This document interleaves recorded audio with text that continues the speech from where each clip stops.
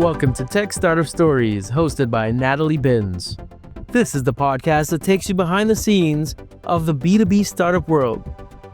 Hi, I'm Natalie Binns, and I'm the host of Tech Startup Stories. This podcast is really designed to share the unique and challenging journeys of all the people that are building small startups to scale-ups in the tech space. My background? Initially, I was in sales, and then I moved into marketing, and I've been lucky enough to work with some amazing tech companies. But my passion is really startups. And that led me back to helping tech startups set up their marketing and go-to-market functions where the budgets are tight and the resources are few and far between. So let's get into this week's podcast. Hi, so today on the show, I've got Andrew Wood, aka Woody, and we go way back. We've known each other for many, many years. Welcome to the show. Hi, Natalie. Thank you for having me. Good to be here. So much has changed in the time that I've known you. And the last time we did a podcast together, I think Willo had been going a little while at that point. But how long have you been going now? So we launched to market in January 2020, but work on the sort of concept and product started in June 2018. Wow. So yeah, but it was a year of like research and then 6 months of building and then launch and iteration from there, essentially. So yeah, we couldn't have launched at a worse time, really, in January 2020. But what happened was quite fortuitous in that obviously March rolled around and nobody was hiring anybody, and it was all a bit like, oh my God, we've spent all of our time and money doing this. What are we going to do? And then all of a sudden, come July, all of the e-commerce brands and, the hiring actually went through the roof, but nobody could meet anyone and everybody was comfortable with video. So it was serendipitous in the end, obviously a true disaster for the world and for a lot of people, but from an acceptance of what we do perspective, it really helps kind of accelerate us on. Yeah, absolutely. So tell everyone what you guys do at Willo. What's the offering that you provide, and who do you provide that to? Yeah, so we are an asynchronous or one-way video screening tool, and what that essentially means is rather than that if you're the likes of Amazon, for example, and you're getting 100,000 applications in for let's say 2,000 employees or hires. It's a huge amount of work that you have to do to take that 100,000 down to the 2,000 you're actually going to hire. And what Willo does is typically replaces the traditional telephone interview, which from a recruiter standpoint is really laborious. You're making lots of calls, not speaking to anybody, never getting through to a candidate. And from a candidate perspective, you have to run out and pretend that you're going to the dentist. It's not very flexible. You're not in a comfortable environment. Often you're caught off guard. So you really don't get to, put your best foot forward. That coupled with the fact that a lot of companies, previously were just basing decisions on CVs, which we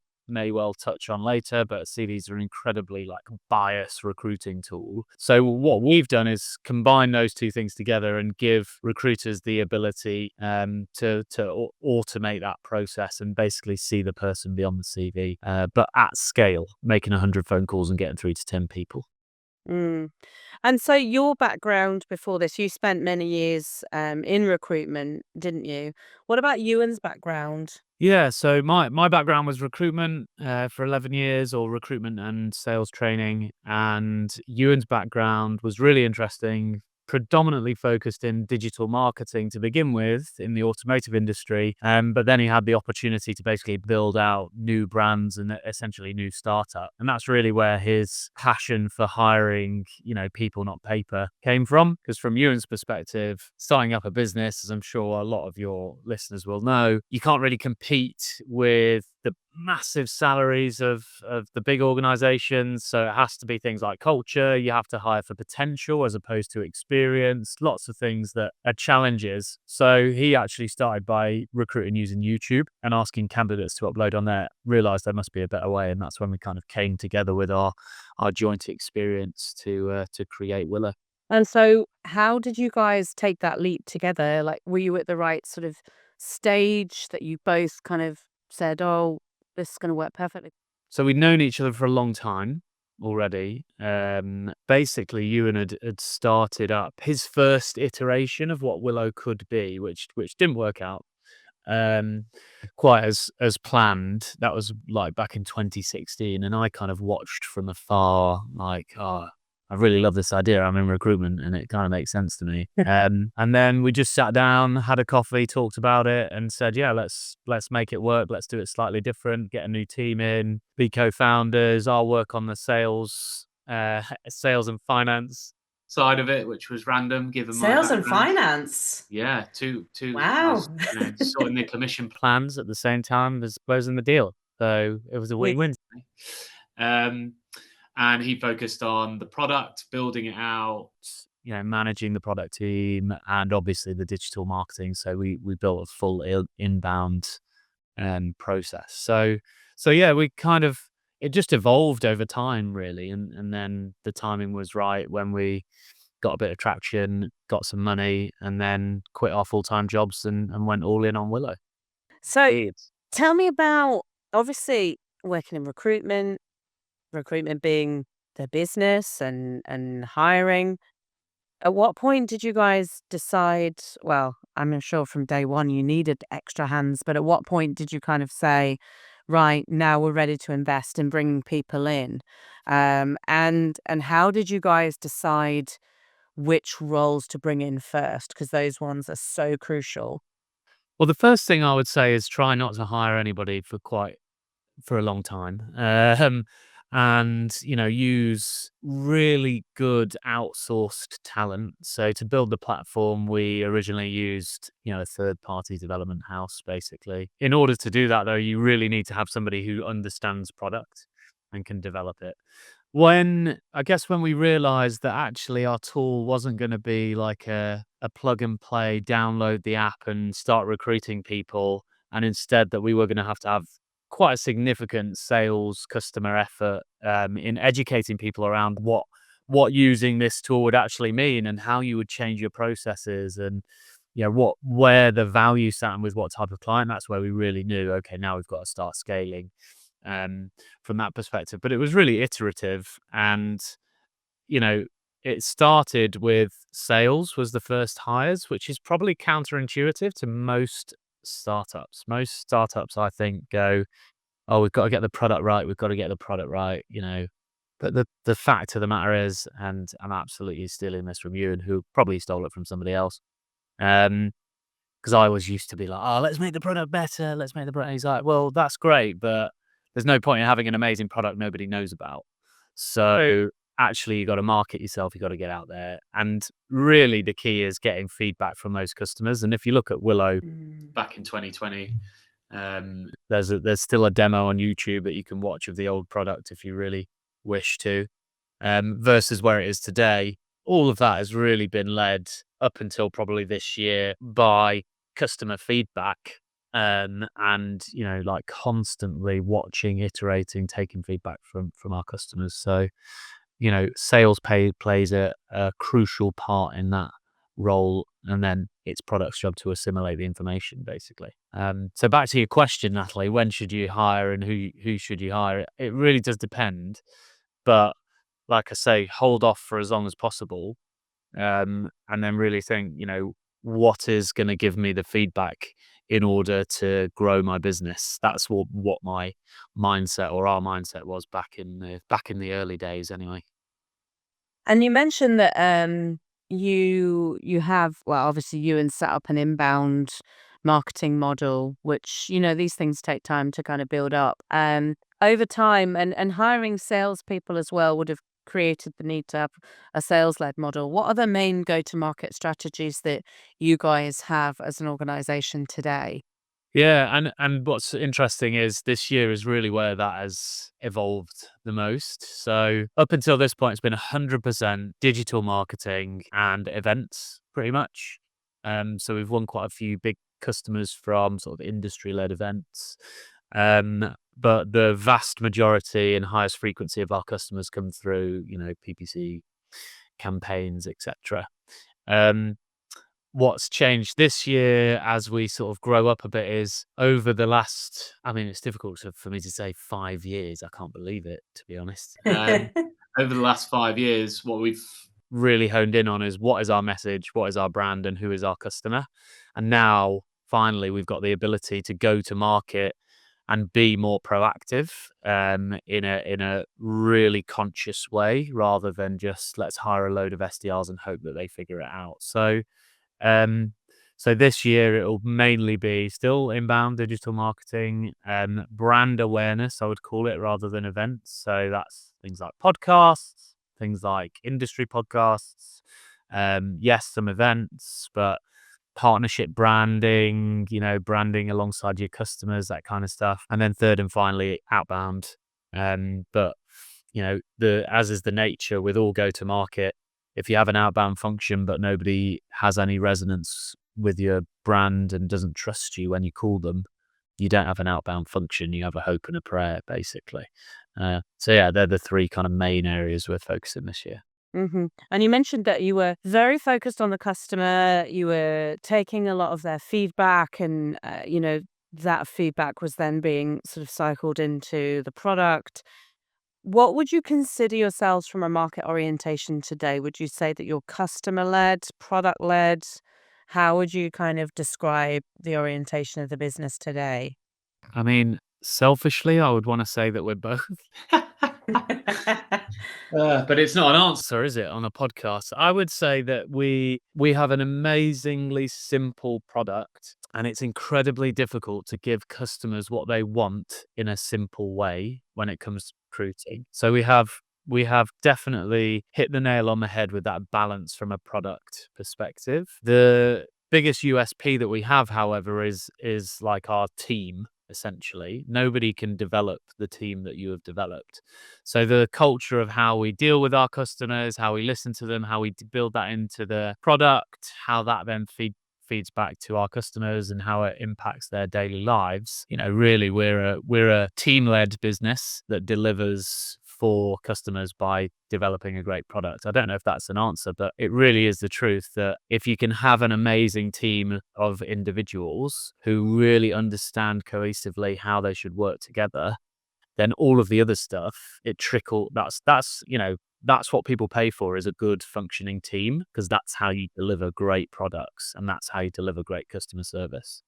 Yeah, absolutely. So given the industry has taken some weird turns since you've started, well, since you guys came out, really. And, we've gone from this horrendous pandemic, which scared everyone and nobody knew what was going to happen. And then suddenly there's this huge uptake in hiring and lots of roles. And then effectively a bit of an aftermath a couple of years later, where businesses started to kind of see the effects on the economy and started to kind of make major layoffs, and then that created more of an employer's market, so to speak, rather than an employee's market.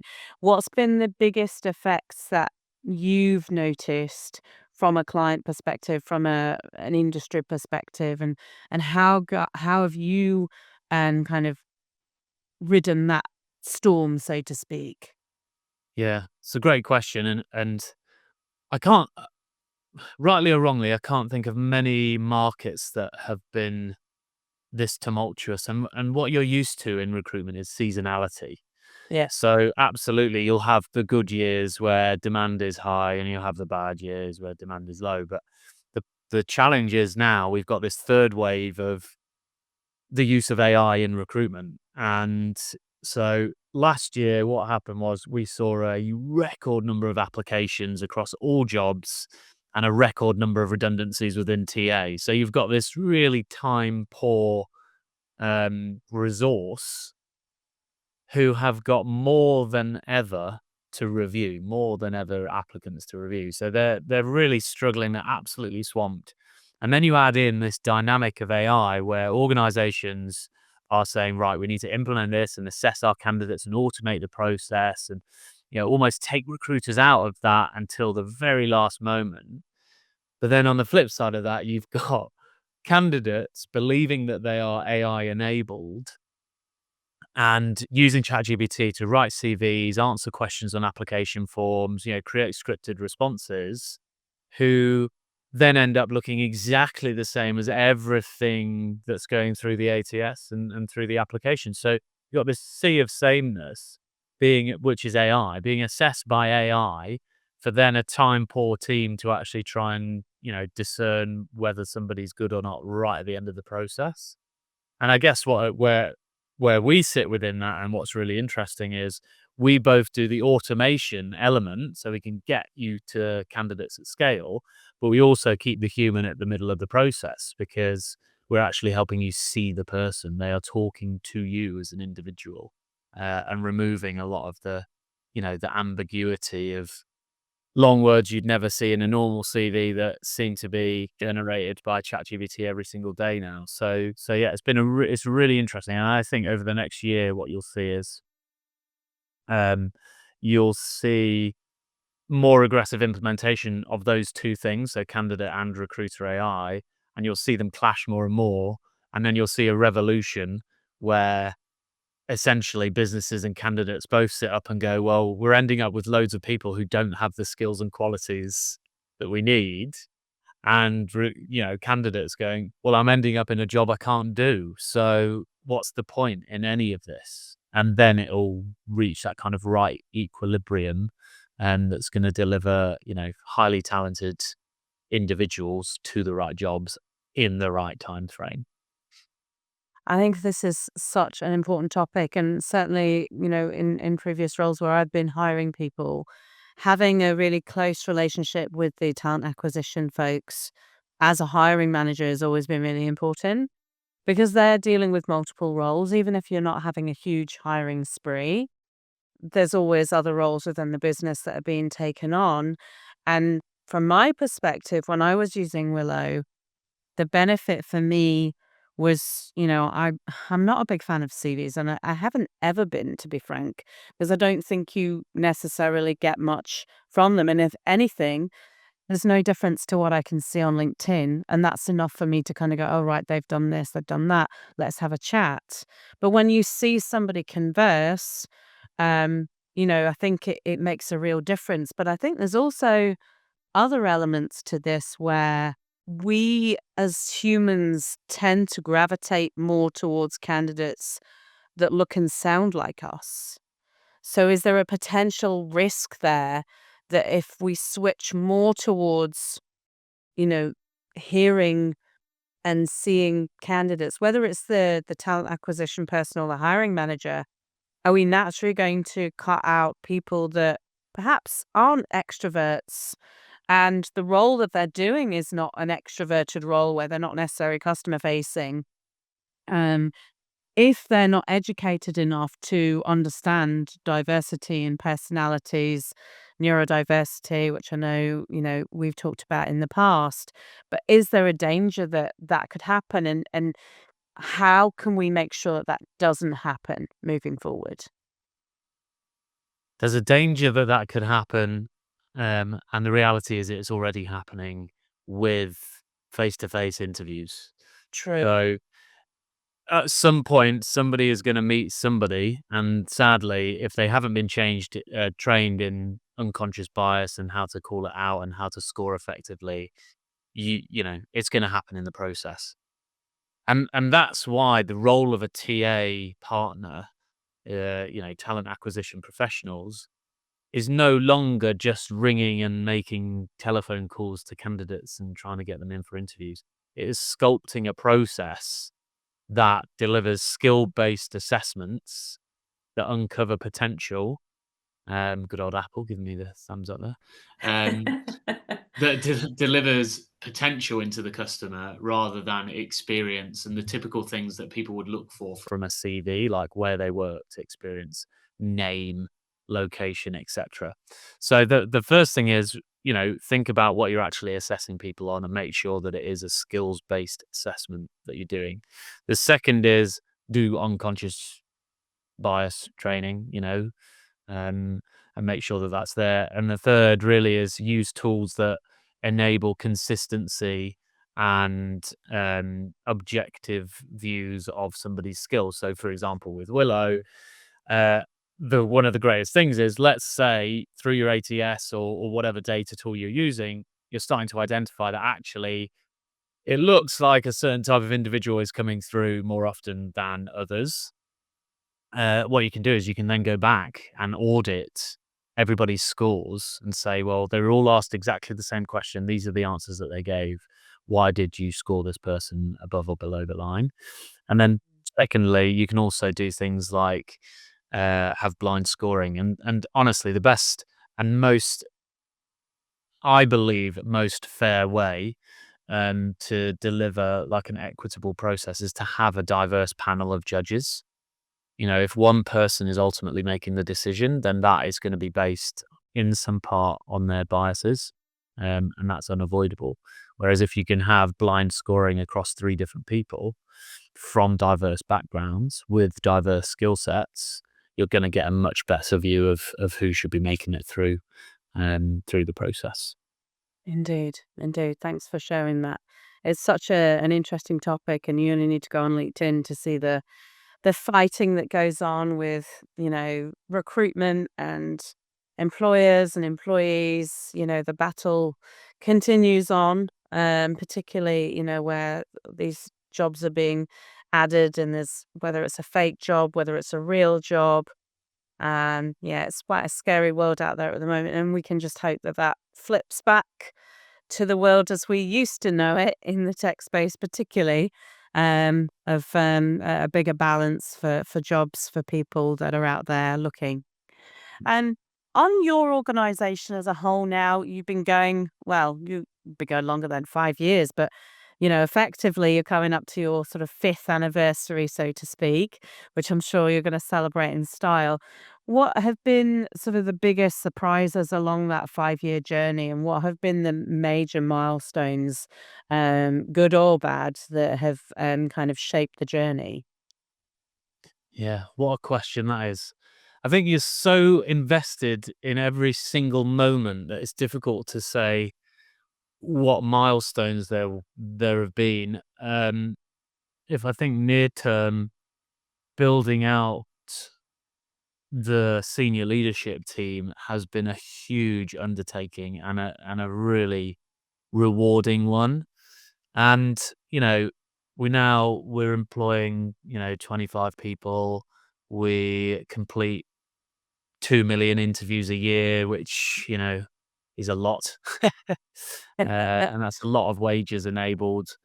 And I think if you look at the data, it's actually quite easy to see the milestones just because the growth has been so amazing. But when you're in the business, it's consistent steps. There's no overnight success. It doesn't really work like that.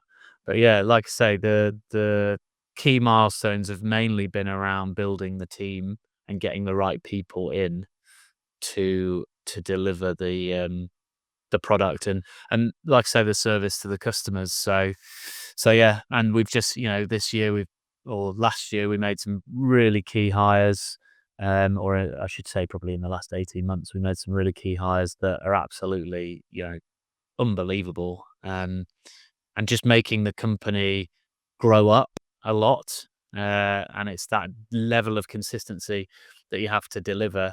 As I said at the beginning, I was the sales person, the sales director. I was the HR manager and the finance director when we started. That was my job, and I probably did that for 18 months to 2 years. So some of it, finance, I held on to for quite a long time.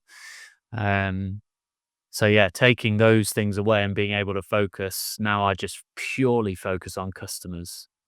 Ewan is doing the full-time job of a CEO, which is really different to what you would imagine when you start a business. But it is a full-time job. So they're the milestones really, is finding trusted people to take those hats off your head, basically. Got it. Got it. So what's next? What do you envisage is going to be the next 12 to 18 months for Willow? Yeah, 12 months, product wise, the exciting stuff is definitely going to be around AI and how we leverage it within the product to deliver, better outcomes for recruiters and candidates, and essentially save more time for recruiters so they can spend more time with the right people. Um, we are expanding into new international markets, or not new international. We're expanding in international markets. We're already working in a lot of them, but we're going to have like physical presence and that kind of stuff, which is going to be insane and awesome. And I'm sure my family won't thank me for flying around a bit more, but it'll be exciting for me at the very least. And yeah, just more of the same. We don't really need to reinvent our wheel right now. We just need to, add more wheels to the bus, basically. So yeah, it's exciting. And with that, I'm guessing that your work-life balance isn't quite as good as it could be.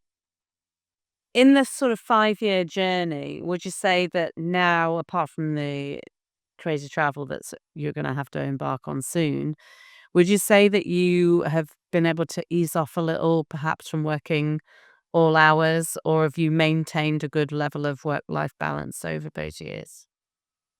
Work-life balance is a matter of choice. I can't remember who said it, but somebody said something about me and you and being rather modern founders. I don't really know what that means, but what I think it means and what they were trying to say was that we are conscious about having balance in our lives. You don't have to work like Elon Musk doing 120 hours a week to be successful, right?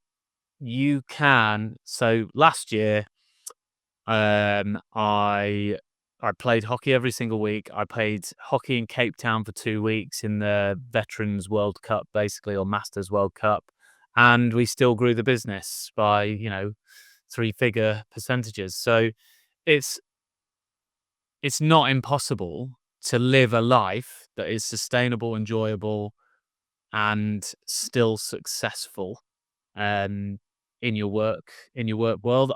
I think if you're an entrepreneur and you think about work-life balance, you probably shouldn't be an entrepreneur, because I don't see this as this. I love doing stuff like this. This isn't really work, It's it's just life.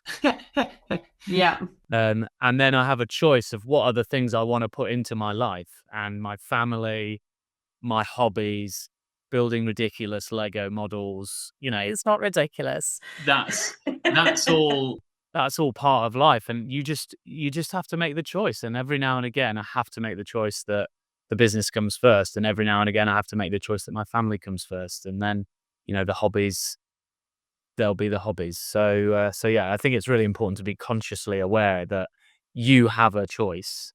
I think a lot of people get into this and they think, I've got no choice. I've got no choice but to respond and to work 100 hours a week. And the reality is you absolutely can. It's just there is a consequence to your choice. And you as an individual just need to weigh up whether that consequence is worth it or not.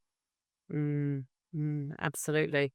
So, with that in mind, what would be the advice that you would give to other startup founders, co-founders that are listening to this podcast on how they can grow their business? And really, what advice would you give them in general?